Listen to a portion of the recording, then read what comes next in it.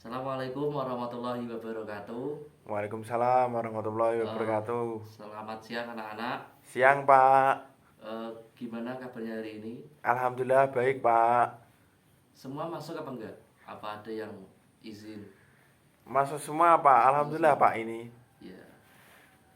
Eh, Kemarin kita sudah bahas eh, sejarah Khulafaur Rasyidin, dan pertemuan kali ini kita akan membahas sejarah Bani Umayyah atau Daulah Umayyah. Sebelum kita memulai pelajaran kali ini, marilah kita membaca surat Al-Fatihah. Al-Fatihah. Amin. Langsung saja, yang pertama ada sejarah Daulah Umayyah. Daulah Umayyah itu apa, Pak? Ya, nanti saya jelaskan. Yang pertama ada latar belakangnya dulu. Jadi latar belakangnya Daulah Umayyah itu pada saat itu ketika Khalifah Utsman bin Affan itu meninggal, wafat, dan kemudian digantikan oleh Ali bin Abi Thalib. Akan tetapi pada saat itu semua kaum muslimin tidak semua mau membaiatnya, termasuk Muawiyah bin Abi Sufyan.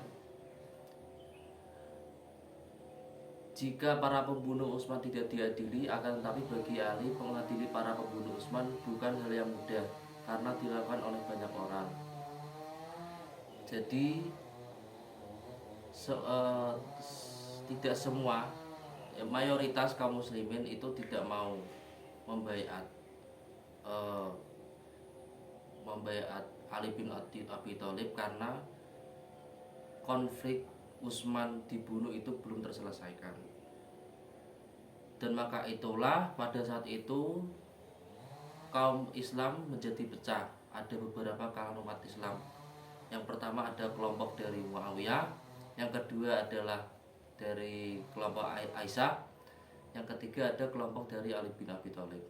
Akibat pepecahan tersebut, maka terjadilah konflik antar umat Islam, yaitu yang pertama antara Aisyah, Zubair, Tolha, dan kelompok Ali bin Abi Thalib. Keempat ini mengalami perselisihan karena hasutan tokoh munafik dari Abdullah bin Sabah dengan pernyataan yang sifatnya provokatif. Ia mengatakan bahwa Abdullah bin Zubair, anak angkat Aisyah, merupakan orang yang berhak menduduki jabatan khalifah. Akan tetapi konflik ini bisa diatasi oleh Khalifah Ali bin Abi Thalib. Itu konflik yang pertama. Konflik yang kedua yaitu konflik antara Khalifah Ali bin Abi Thalib dengan Muawiyah bin Abi Sufyan. Karena adanya keinginan kuat Muawiyah untuk menuntut keadilan atas wafatnya Khalifah Utsman bin Affan. Ketika itu muncul perundingan antara Muawiyah bin Abi Sufyan dengan Khalifah Ali bin Abi Thalib dengan nama Tahkim Daumatul Jandal. Dalam perundingan itu dari pihak Ali bin Abi Thalib diwakili oleh Abu Musa al-Asy'ari dan di pihak Muawiyah diwakili oleh Amr bin As. Pada awalnya kedua belah pihak tersebut bersepakat menurunkan Ali dan Muawiyah dari jabatan masing-masing, dan selanjutnya jabatan khalifah diserahkan pada kaum muslimin. Akan tetapi ada intrik politik dari Muawiyah berkaitan hasil kesepakatan, yaitu secara sepihak mengangkat Muawiyah untuk menjadi khalifah menggantikan Ali bin Abi Thalib. Beberapa tahun setelah itu, Khalifah Ali terbunuh oleh Abdurrahman bin Muljam pada 19 Ramadan 40 Hijriah atau 660 Masehi. Dan sebagai penggantinya dipilih putranya, yaitu Hasan bin Ali sebagai khalifah. Namun berkat kecerdikannya, Muawiyah akhirnya setelah memangku jabatan selama kurang lebih 3 bulan, karena tidak mampu menghadapi tekanan, akhirnya Hasan bin Ali menyerahkan jabatannya kepada Muawiyah bin Abi Sufyan dengan 3 syarat. Yang pertama, Muawiyah itu harus memberi jaminan keselamatan pada Hasan dan keluarganya. Yang kedua, Muawiyah harus menjaga keselamatan dan nama baik Ali bin Abi Thalib. Kemudian yang terakhir, setelah Muawiyah wafat, penentuan khalifah harus diserahkan kepada musyawarah kaum muslimin. Setelah mencapai kesepakatan dan Muawiyah menerima syarat tersebut, maka Hasan bin Ali menyerahkan jabatan khalifah kepada Muawiyah bin Abi Sufyan. Dan peristiwa tersebut dikenal dengan Amul Jamaah atau Tahun Persatuan. Yang kedua, ada Khalifah Daulah Umayyah. Yang pertama itu adalah tadi latar belakang, yang dua ini Khalifah Daulah Umayyah. Peristiwa penyerahan jabatan itu disebut peristiwa tadi adalah Amul Jamaah atau tahun persatuan yang terjadi pada Rabiul Akhir tahun 41 Hijriah atau 661 Masehi. Peristiwa tersebut mengukuhkan Muawiyah sebagai khalifah dan menandai berdirinya dinasti Umayyah. Kemudian Muawiyah memindahkan pusat kekuasaan dari Madinah ke Damaskus. Daulah Umayyah berkuasa selama 90 tahun dari 41 sampai 132 Hijriah atau 661 sampai 750 Masehi. Selama berkuasa Daulah Umayyah terdapat 14 khalifah. Setelah dipimpin Muawiyah, terjadi perubahan dalam sistem pemerintahan yang awalnya itu sistem demokrasi, kemudian menjadi sistem monarki. Sistem monarki itu seperti ciri-cirinya, yang pertama itu penguasa tunggal yang wajib ditaati oleh seluruh rakyat, memiliki hak penuh untuk menentukan dan melaksanakan suatu ketetapan hukum sesuai dengan kemauan sendiri. Rakyat itu berfungsi sebagai pembantu raja yang harus dimuliakan, dan mayoritas itu semua pendapat dan keinginan rakyat hampir tidak pernah diberi. Itu ciri-ciri contoh monarki. Berikut adalah nama-nama Khalifah Daulah Umayyah. Ada 14. Saya coba sebutkan 5 aja.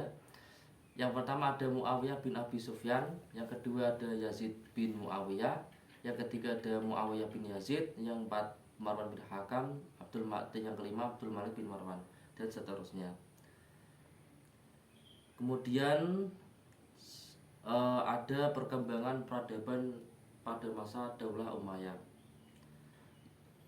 Yang pertama ada perkembangan di bidang sosial. Pada saat itu Daulah Umayyah sudah menetapkan peraturan dan perundang-undangan negara dan adanya lembaga penegak hukum seperti pengadilan dan kepolisian. Kemudian selain itu terpeliharanya dan terjaminnya masyarakat kelas bawah seperti anak yatim, orang lumpuh dan buta dan lain-lain. Kemudian dari fasilitas dibangun rumah sakit, jalan raya, sarana olahraga, tempat-tempat minum di tempat yang strategis, kantor pos, pasar dan lain-lain. Itu perkembangan dari bidang sosial Daulah Umayyah. Kemudian dari perkembangan di bidang budaya, yaitu bahasa Arab berkembang luas ke penjuru dunia dan menjadi salah satu bahasa resmi internasional setelah bahasa Inggris.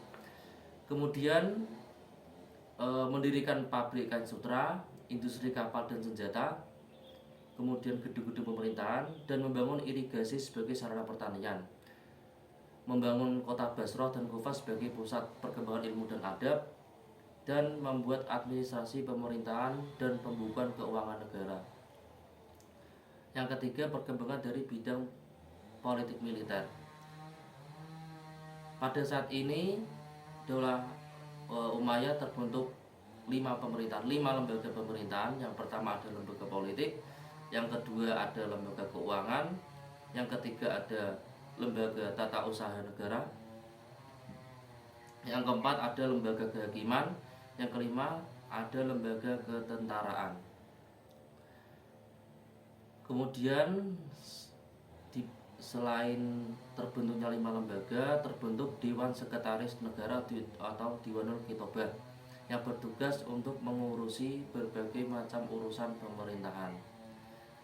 Dan Dewan Sekretaris Negara ini dibagi 5 orang sekretaris. Yang pertama ada Sekretaris Persuratan, yang kedua Sekretaris Kepolisian, yang ketiga Sekretaris Kehakiman, yang keempat Sekretaris Keuangan, yang kelima Sekretaris Tentara. Kemudian untuk mengurusi keselamatan khalifah dibentuklah Al-Hijabah atau ajudan. Semua orang yang akan menghadap khalifah harus minta izin kepada Al-Hijabah. Jadi kalau kita mau menghadap ke khalifah kita harus minta izin kepada al-hijabah atau ajudannya khalifah. Kemudian memindahkan ibu kota pemerintahan Bani Umayyah dari Kufah ke Damaskus, menumpas segala bentuk pemberontakan yang ada demi terciptanya stabilitas keamanan dalam negerinya, menyusun organisasi pemerintahan agar roda pemerintahannya dapat berjalan lancar, mengubah sistem pemerintahan demokrasi menjadi sistem monarki. Dan tokoh-tokoh yang berperan dalam pengembangan politik dan militer pada saat itu adalah beberapa khalifah. Yang pertama tentu Khalifah Muawiyah, yang kedua Khalifah Abdul Malik bin Marwan, yang ketiga ada Khalifah Wahid bin Abdul Malik, yang terakhir adalah Khalifah Sulaiman bin Abdul Malik. Mungkin itu materi yang saya sampaikan. Mungkin bila anak-anak mau bertanya, ada yang mau bertanya. Tidak ada Pak, sudah jelas semua Pak. Sudah semua yakin? Yakin Pak. Berarti ini mumpung ini saya ada rapat di kantor, jadi kita pertemuan pelajaran kali ini cukup sekian, dan Bapak akan kasih tugas untuk merangkum meresum materi ini di minggu depan. Oke Pak. Siap? Siap. Oke. Mungkin itu, bila ada kata-kata yang kurang berkenan hati mohon dimaafkan. Wassalamualaikum warahmatullahi wabarakatuh. Waalaikumsalam warahmatullahi wabarakatuh.